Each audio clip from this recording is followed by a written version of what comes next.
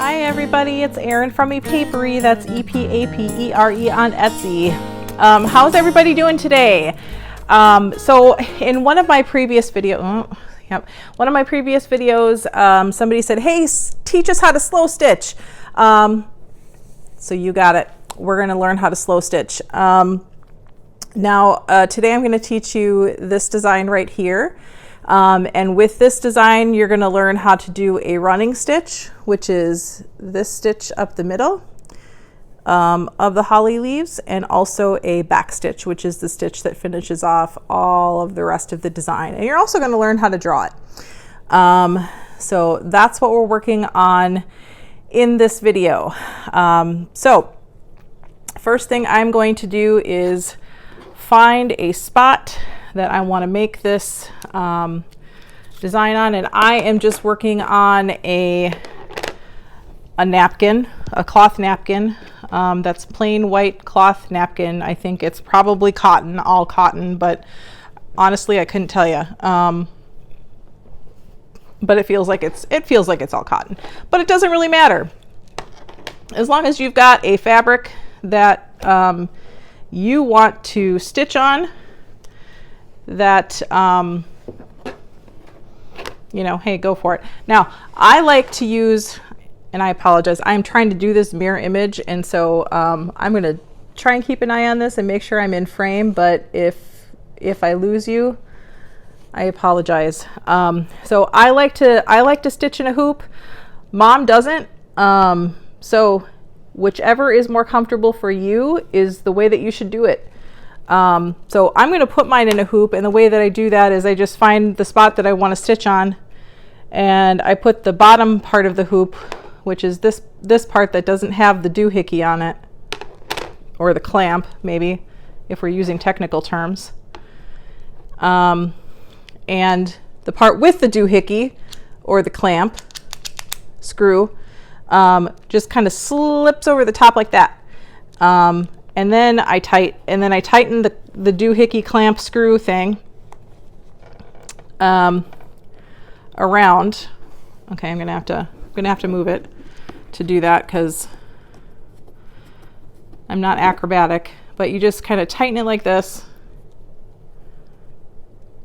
until it's, you know, secure.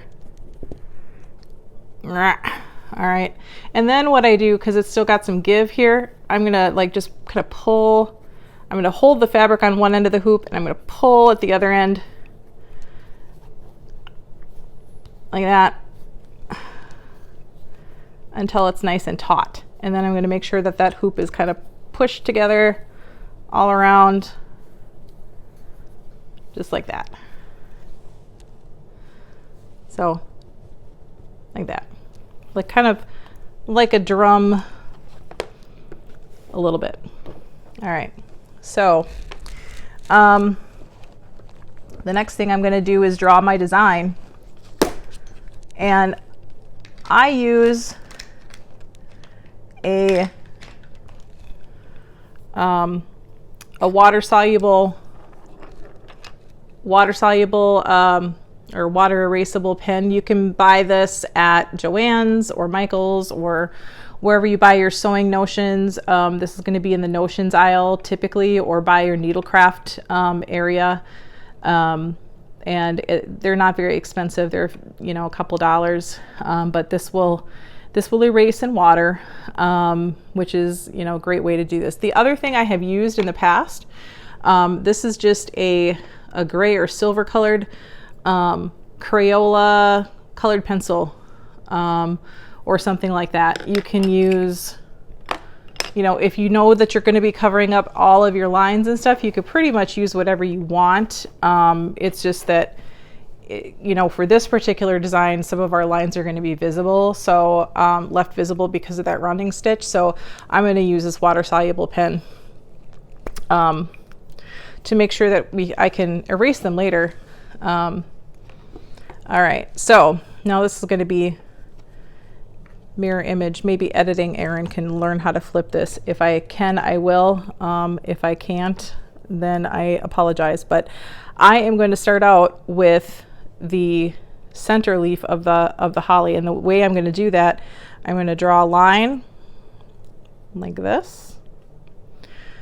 It's about, 2.5 inches or so. And then I'm going to put kind of like a little Christmas tree hat on top of the line, like Christmas tree, like that. Almost like an arrow. Okay. And then I'm going to do the opposite down here. So now we've got kind of a double-sided arrow. Okay. And then you're just going to like reverse scallop the sides. So whoop, whoop, whoop. And they don't have to be perfect. Whoop, whoop, whoop. Sorry, if you don't like sound effects, let me know. You're lucky I'm not singing. I always sing when I craft. So, if it's not sound effects, you might get singing, and who knows if that's any better. So here we go. I'm going to do another one over here, and I'm just going to put it to kind of the side, and I'm going to do another one over here to the side too. And in this case, the bottom is going to be behind that first leaf, so I'm not going to put that little Santa hat behind. I'm just going to do it up top on each one. So I'm going to put Santa hat up here, Santa hat or Christmas tree top, whichever, on that one. And I'm going to do the same up here, like that. Okay. And then all I need to make sure I'm doing is kind of ending up both sides, kind of like, I'm putting a little dot where I need to make sure I end my leaf, right? Because it needs to kind of taper back towards that center. So I'm just gonna swoop, swoop, swoop, swoop, swoop, swoop. And I'm gonna do the same over on this side. Swoop, swoop. Oh, I ran into the line. That's okay. I'm gonna leave it like that. As long as it is ending up behind this leaf, you don't have to hit yourself over the head trying to like fit all of your swoops and stuff in. It's okay. It actually looks more realistic this way. Well, realistic, you know what I'm saying. So swoop, swoop, swoop, whoop. There it goes. It ends right there. So now we've got our 3 holly leaves. Okay. And now we need some berries. So I am going to put a berry here, and a berry here, and a berry there. So just like that. Okay. All right. So you've got your drawing done. Now it's time to actually do some stitching. Are you ready for this? So I am using it's about a 2-inch needle maybe.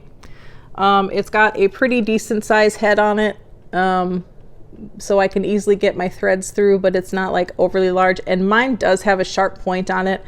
You do not have to use a sharp pointed needle for this type of embroidery. I just like it better. It's just my preference. And today, for this project, I'm going to be using a purled cotton thread from DMC. I guess if you really want the colors, I could try and, no, this one's rubbed off. 319 and 321. It's just, Christmassy red and green. You could use whichever green and red you want, or other colors if you want. Maybe you're doing an all neutral. But this one's just a purled cotton thread. You can also use a 6-stranded embroidery floss. If you're going to do that, I would take it down to 3 strands instead of the full 6. I feel that weight just kind of works better than the full one. But if you want to try the full one, you can do that. Full 6 strands, you can do that too. So the way that I measure this might be hard for you to see, but I just take a length of about from my fingertips, and I stretch out my arm, and I take it about to my armpit. So it's you know, a yard, give or take, and I snip that off. Now, for the most part, I can usually thread my needles fine, but myself. But I do lately like to use a needle threader. It saves me time and headaches, I think. This is one type. There's another type that has the loop. I have one, but I broke it the last time I tried to use it, so I had to buy a new one. They're really cheap, so I will try and use one of those on another video so you can see what that looks like. But this is the kind that came with one of my scissor sets, I think. And it comes with a large side hook and a small size hook. We're going to need to use the small size hook, so I'm going to stick the hook through the needle head, through the needle eye. Sorry, use the proper term, Erin. And then I'm going to put the thread over the hook like this. And then I'm going to just pull the hook gently. And sometimes what you need to do is just kind of like tip it up and just maneuver it through that eye. And of course, because I'm doing it on video, it doesn't want to work. So I'm going to do this over again. Cut. Take two. Okay, see, we're YouTubers aren't perfect. Put the hook through the eye. I'm going to put the thread over the hook, and this time I'm going to leave more slack. And I kind of like to, like, you know, pinch it down a little bit, make sure it's kind of staying on there. And then I'm going to just kind of gently, there it goes, gently maneuver it through there, and then just kind of unhook it. And there I have my thread done. And I usually like to leave about 3 inches or so, maybe 3-4 inches on the one side of the needle. And then all the way down at the other end, I'm just going to tie a knot. Now, in real hand embroidery, where you're making an embroidered piece to, you know, frame and finish, embroiderers don't typically like to do the knotted technique, but we're slow stitching for junk journaling purposes, so we're a little bit more casual. So this is the way I do it. All right, so I'm going to start with a running stitch. So this is the stitch that you probably could have figured out on your own, but I'm going to go through it anyway. I'm going to start up at our center, in the center line in one of our side leaves here, right at the bottom. And I'm going to put my needle up through the back and pull out my thread till that knot hits. Don't tug on it too tight, but you want to make sure it's nice and taut. And then I'm going to, you know, hop over maybe like, I don't know, 1/4 of an inch, 3/8 of an inch maybe, however long you want to make your stitch. And then I'm going to put the needle back down and I'm going to pull it out through the back. There you go. And that's basically one stitch. And then I'm going to hop over from the back about the same length of my stitch, and I'm going to pull it back up front.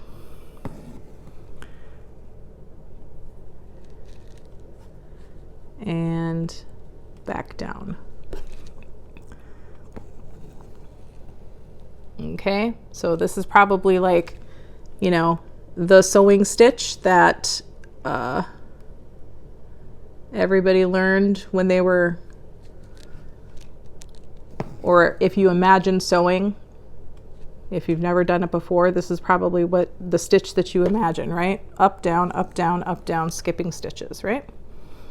All right, so this is easy. This one is called a running stitch. Not that you have to memorize all of the names, but it does help if you get stuck and you want to look up a tutorial. It helps to know the name of the stitch because you know what you're looking for. So this one is a running stitch. Okay. So what do you do when you hit the end of the line? Okay. So the best thing in embroidery, especially if you're working with just like the one color like we are, is to finish everything in an area first before you move on to a next area. Otherwise you're going to be wasting thread all over the place. So because I've hit the end of my line, I'm going to move on now to the outer edge of the leaf. And for the outer edge of the leaf, we're going to use a backstitch. So it's very similar to a running stitch, but it's just a bit of a variation. So I'm going to start up at the tip here. Okay. And I just basically continued it as though I were still doing my running stitch. So there's, you know, thread behind there.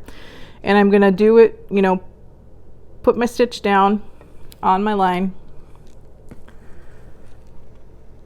Okay, so far it's looking the same. And I'm going to come back up, right?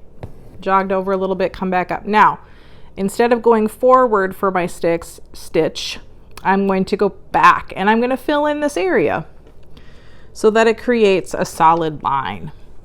That's why it's called the back stitch, because essentially what we end up doing is stitching backwards. So now I'm going to hop over here again and fill in the space and pull it out through the back. Hop over here. I'm going to grab that point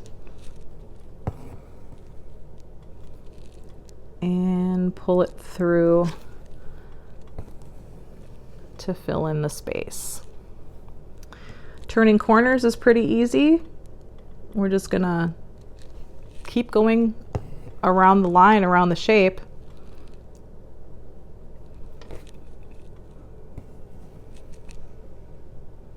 Just like that.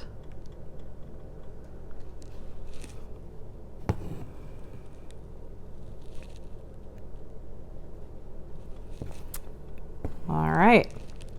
So I'm gonna, was that out of frame? Oh, I hope it was in frame. Okay.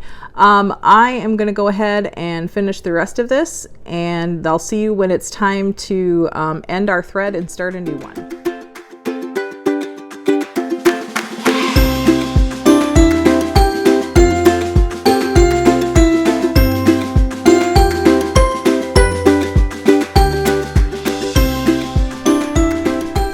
Notice right here, I kind of came to the end of my first leaf. I've still got quite a bit of thread left, so I'm going to just continue down this line since it seems to be, you know, it just kind of makes sense. And then I'm going to continue up this way for as long as my thread down this line, and continue up this way for as long as my thread holds out. So.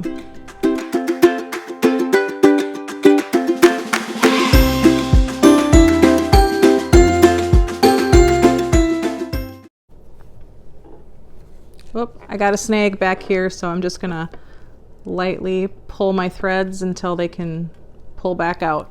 There we go.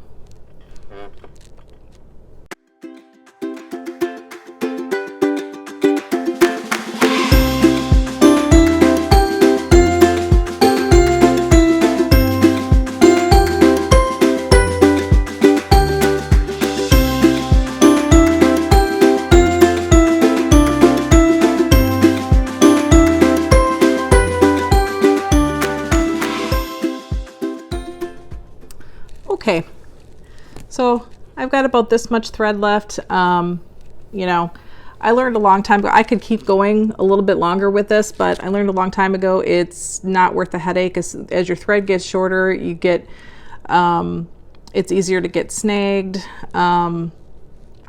It's easier to kind of get yourself, I don't know, into a corner. It's just frustrating for me.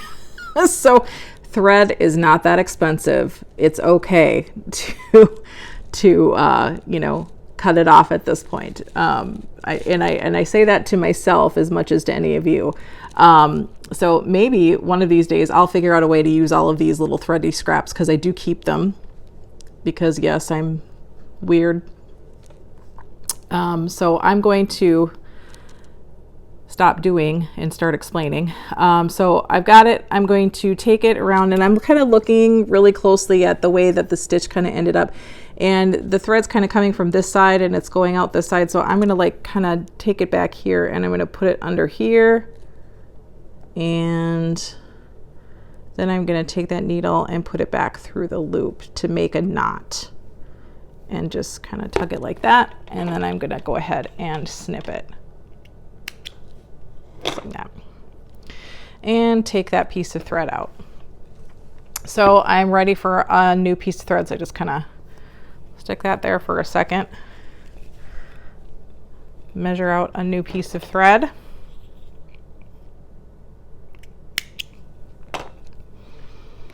And we're going to do this threading the needle thing again.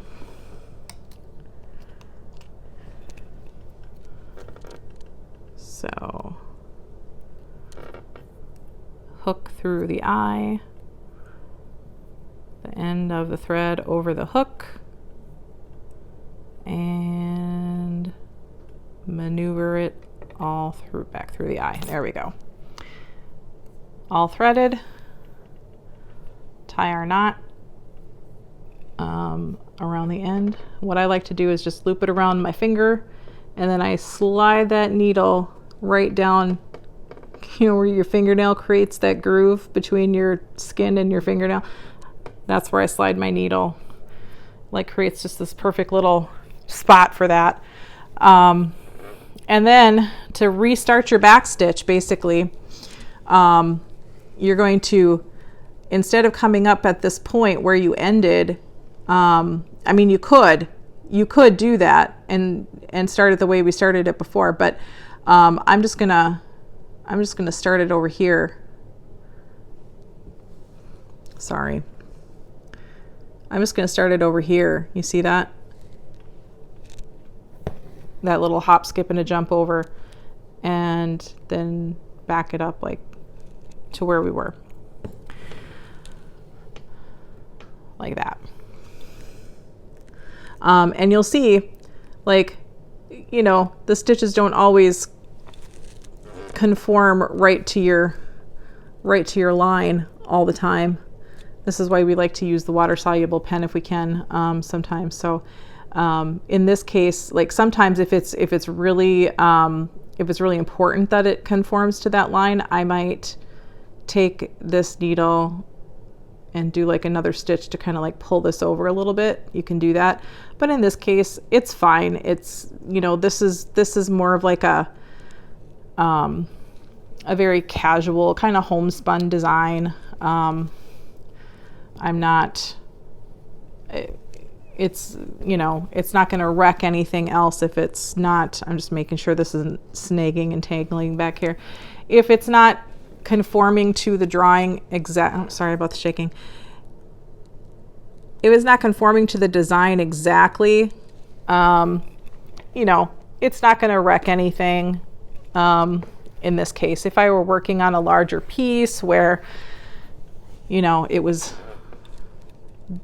you know, the rest of the design might be dependent on where that stitch line falls. Okay, yeah, then maybe.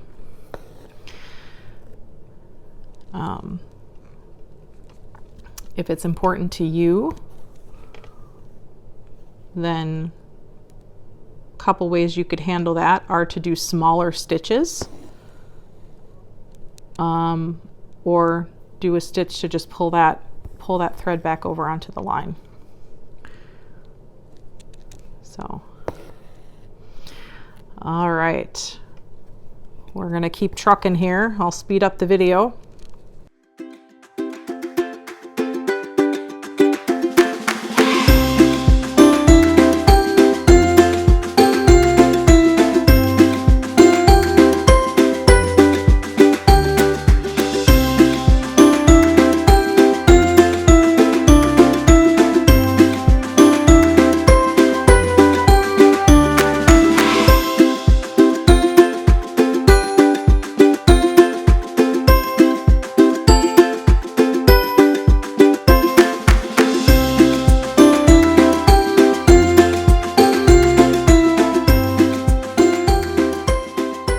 So I just finished that one leaf, and it's like my thread is hanging out like right back here.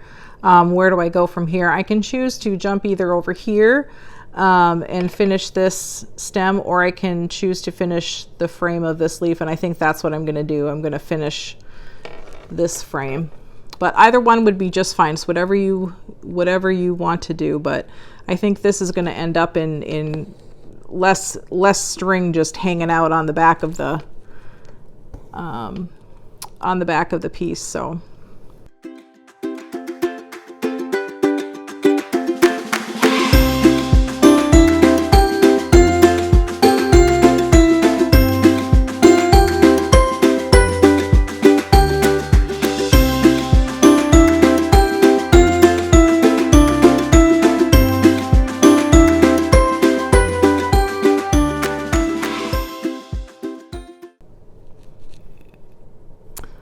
Oh my gosh, could I have timed this any better or estimated my thread length any? Look at this, is all the thread I have, guys, and that is the last stitch for that leaf, so it's perfect.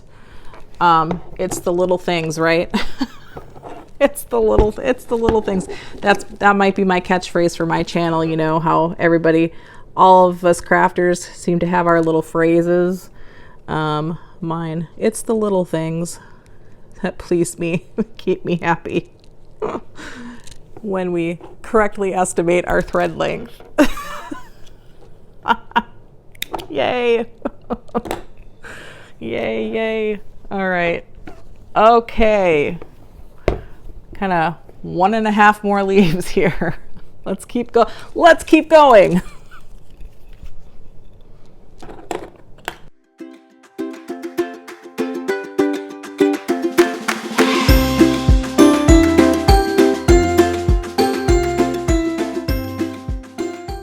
So I am going to start this, I'm going to do this seam from the top, the middle of the leaf from the top down, and then do this leaf and hopefully kind of like go around the side and up here and end up like that. So that's what I'm hoping to do, and that should use the least amount of thread and bother. So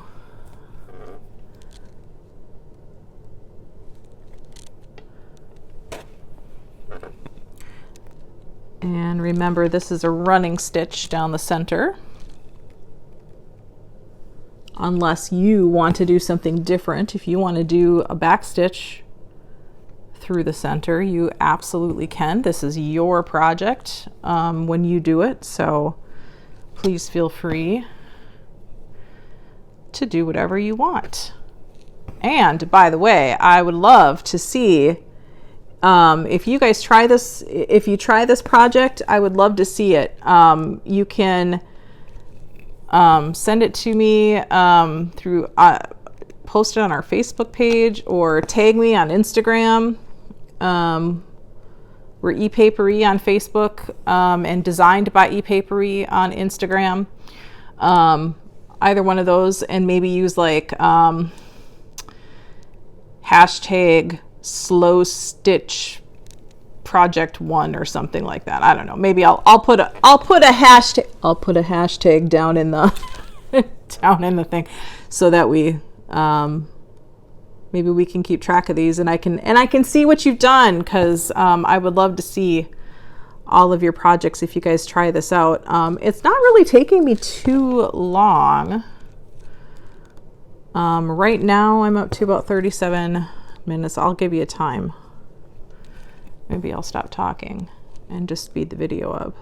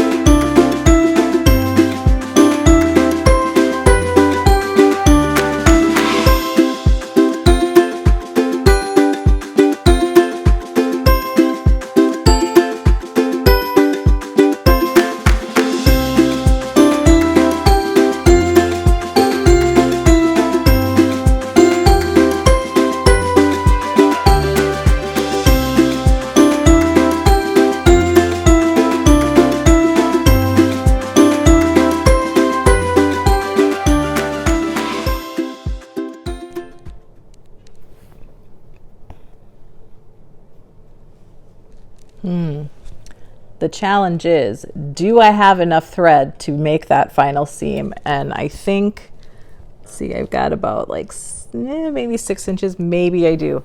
So let's let's see if we get 2 threads in a row that we've estimated perfectly. All right, shall we?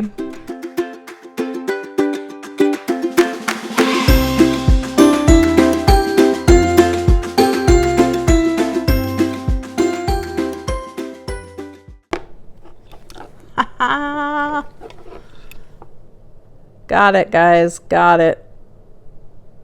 Got it. So pop it through the bottom of some stitches and do it again. And I'm gonna through the loop to make a knot. And snip. All right. Now we've just got the berries left to go.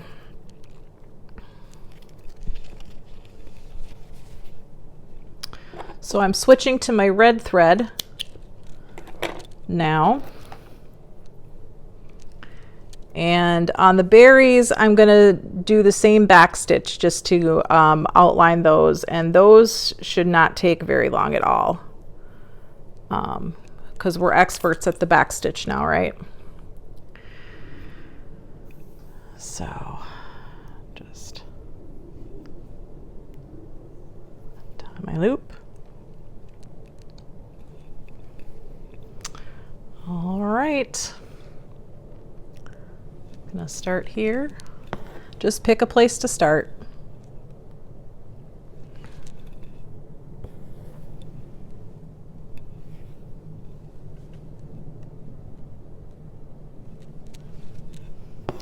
Now, because these are circular and they're a little bit smaller, so the curves are tighter, I would suggest on these berries making your stitches smaller, like a shorter length maybe than you were possibly on the holly leaves. So they don't have to be super tiny, but I mean, I would definitely take them down to maybe like less than 1/4 of an inch. And that you'll definitely see more definition in your circle, because the longer your stitches are, the less definition you're going to get on those curves. So my tip to you is to shorten your stitch length.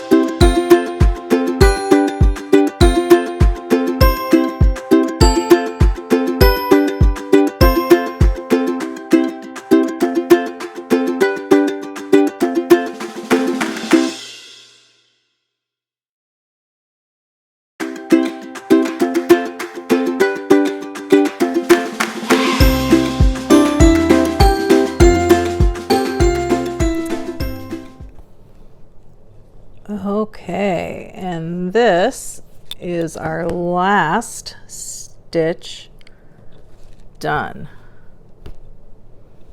There we go.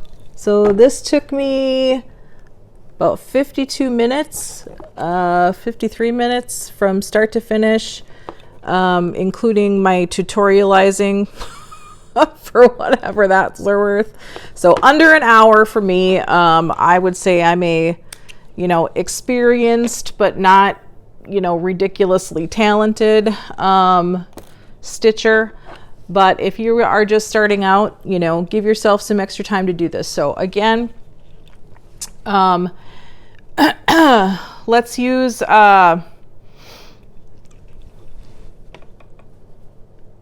there's our holly leaf project. Let's use ePapery Christmas slow stitch week 1 as our hashtag ePapery Christmas slow stitch week 1 for this one. So remember, we learned the running stitch and the back stitch. And post your projects on Facebook and Instagram so I can see what you guys are doing. and let me know if this is what you guys are looking for in terms of tutorials. I know the production quality is probably not like super awesome. Forgive me. I'm still learning. And yeah, the next project we're going to do is this Christmas tree right here. And I'm going to teach you how to do a split stitch and a satin stitch for that one. And then the third project we're going to do for the Christmas one is this wreath. And we're going to do a modified fern stitch and a lazy daisy and a French knot and just some kind of stem stitching and stuff in there. So that's our most advanced project that I'm going to teach you. It's time consuming, but it's not hard. So anyway, so stay tuned. We will have more, and you're going to have all sorts of Christmas slow stitch goodies for your journals or for your linens or whatever you want. And I'll see you soon. Bye, everybody.